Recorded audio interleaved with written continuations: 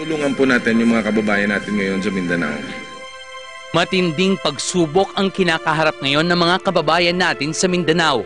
Partikular na ang mga taga Cagayan de Oro, Iligan City at mga karatig lalawigan matapos silang masalanta ng flash floods sanhi ng bagyong Sendong. At sa gitna ng ganitong kalamidad, sama-sama ang buong industriya para makalikom ng tulong para sa mga naging biktima ng trahedya.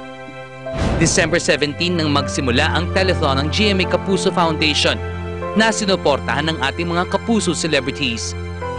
Noong Miyerkules, personal na nagtungo sa Senator Bong Revilla Jr.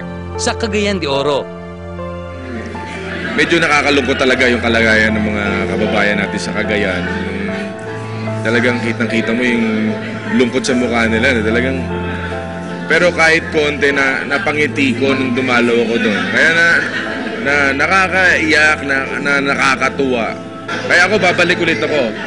After Christmas, I'll go back to Cagayan de Oro. Ang Yes Pinoy Foundation ni Ding Dong Dantes ay tumatanggap din ng mga donasyon.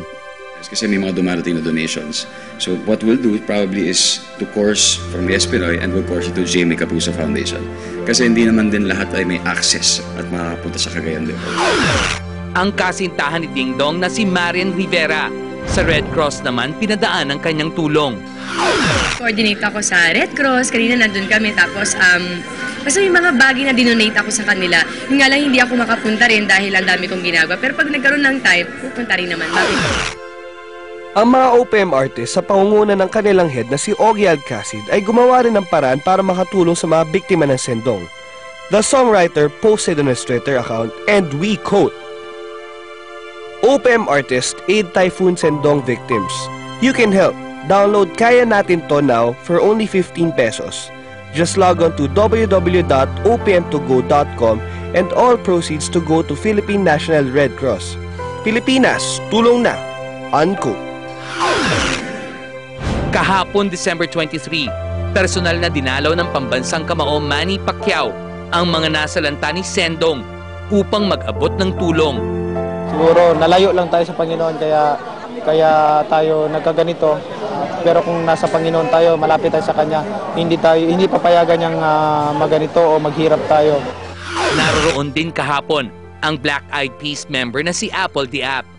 I've heard that there's some schools that are damaged and you know, the main advocacy of my campaign is building classrooms. So, you know, I want to help out in rebuilding the damaged schools. Bukod sa pagbibigay ng donasyon, patuloy naman ang paghihikayat ng mga artista sa mga nais magbigay ng tulong sa mga kababayan nating Cagayanon. Every day, hindi lang sarili ko, kundi I remind my friends, nag-donate ka na ba? Sandali lang naman yan. Lahat naman may means na eh. Kahit sa cellphone, mag-donate ka na. Sige na, huwag na tayo magsisihan. This time around, mas madali yung pagpapadala ng cash dahil there's no cost in wiring the money to Mindanao. So, yun lang yung aming nagawa.